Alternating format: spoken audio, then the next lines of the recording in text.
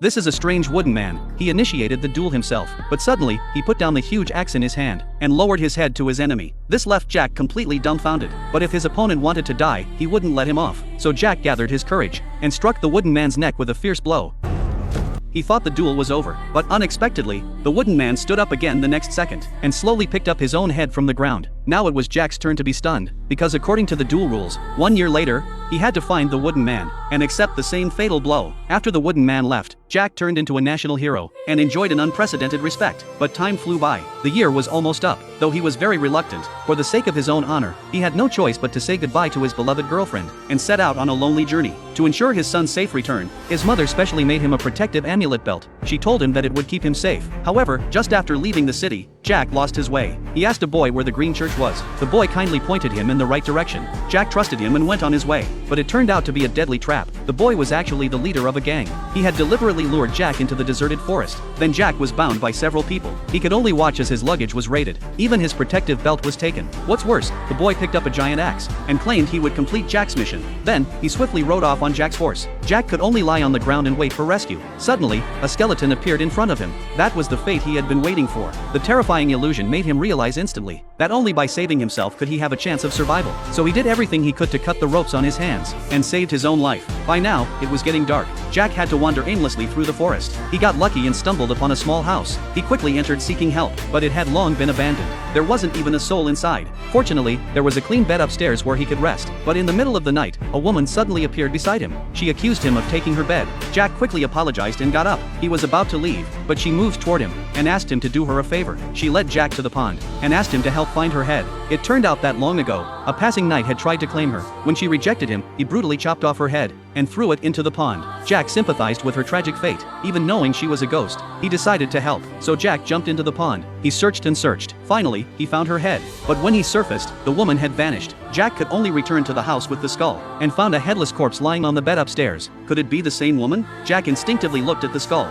but it had turned into a living human head. Terrified, he quickly dropped it. But the next second, the head spoke, thanking Jack for helping her find her body. Since that's the case, he thought, he might as well finish the good deed. So Jack placed the head back on the corpse, and when he turned around, he found that the giant axe was back in the room. This was the reward for Jack's kindness. Reassured, Jack continued on his way to the green church. Along the way, a little fox followed him. No matter how hard he tried, he couldn't shake it off. Jack had never suffered like this in his life, but to keep his promise to the wooden man, he pushed his body forward. Just when he thought he couldn't go on, a group of migrating giants appeared ahead. These giants were 100 meters tall. One step was several miles long. Jack was envious. He quickly shouted, asking them to take him along. But when the giants heard, they stretched out their hands, trying to crush him. At that critical moment, the little fox made a strange sound and scared the giants away. That saved Jack's life, but the hope of hitching a ride was gone. He still had to walk step by step. Finally, on a stormy night, Jack saw a castle ahead. He collapsed as soon as he entered the gate. When he woke up, he found that the castle's master had saved him. Then he was warmly treated by the master. Strangely, the master's wife looked exactly like his girlfriend. This made Jack wonder. With such beauty right in front of him, the master said that the green church was nearby. No need to travel far, so Jack stayed with ease. A few days later, the master went hunting. Before leaving, he made an agreement with Jack to exchange the catch for Jack's stay in the castle. But as soon as the master left, the mistress came into Jack's room. She pulled out a green belt. It was the very one Jack had lost. To get the protection of the amulet, Jack had no choice but to trade his body. But after it was over, he felt deeply ashamed. He quickly ran out of the castle. But on his way out, he ran into the master returning from hunting. The master asked for what Jack had earned that day. But Jack didn't want to give up his protective belt. Reluctantly, the master took his first kiss. But he kept his word. He handed Jack a catch, which turned out to be the little fox. After bidding farewell to his friend, Jack continued on his journey. But just as he was nearing his destination, the little fox suddenly blocked his way. And to his surprise, it spoke. The fox warned Jack not to go to the green church. If he turned back now, no one would know. But Jack had come this far. He didn't want to back out now, so he waved his axe and drove the fox away. After crossing the river, he soon found the green church. He gathered his courage and entered, and finally saw the wooden man. Sensing Jack's arrival, the wooden man woke up from his sleep.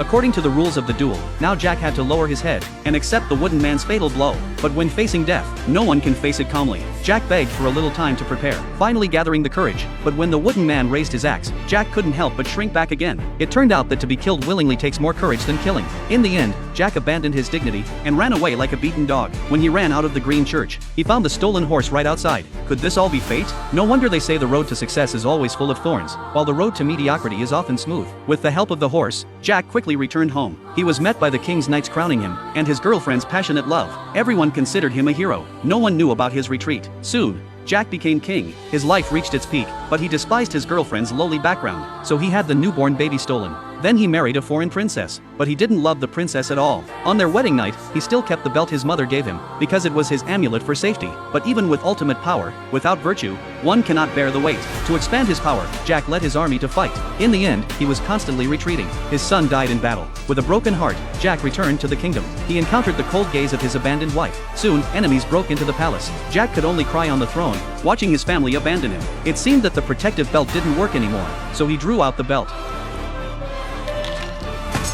The next moment, Jack returned to reality. He was still at the Green Church. It had all been a dream. This made him realize that if he ran home, he would end up the same way as in the dream. Seeing his fate clearly, Jack suddenly understood. So he took off the protective belt, ready to face death. But it was this act that made the wooden man lower his axe. He slowly crouched down and gently touched Jack's face. Well done, my brave knight.